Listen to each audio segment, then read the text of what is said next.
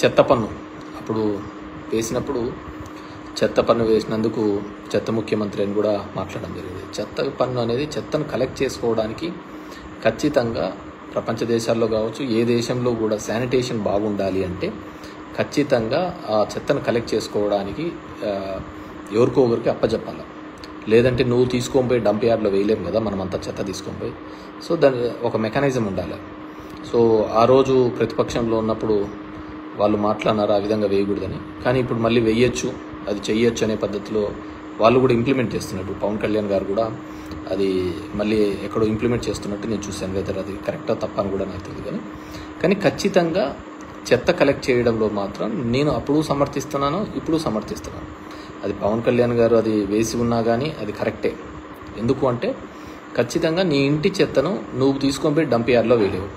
ఎవరో third party తీసుకోవాలా, తీసుకొని పోయి అది తడి చెత్త పొడి చెత్తగా వేరు చేయాలా, దాన్ని సాగ్రిగేట్ చేసుకొని తీసుకొని పోతే దానివల్ల ఏదైనా ఉపయోగం ఉంటుంది. సో దాన్ని ఆ రోజు వాళ్ళు ప్రతిపక్షంలో రాజకీయంగా వాడుకోవచ్చు, కానీ ప్రజల శ్రేయస్సు కోసం అయితే దట్స్ బెటర్. లేకుంటే మొత్తం చెత్త అంతా తీసుకొని పోయి కాలువలలో వేస్తారు, ఇంటి ముందర వేస్తుంటారు, దానివల్ల రోగాలు ఇవి తప్ప వేరేది ఏది రాదు.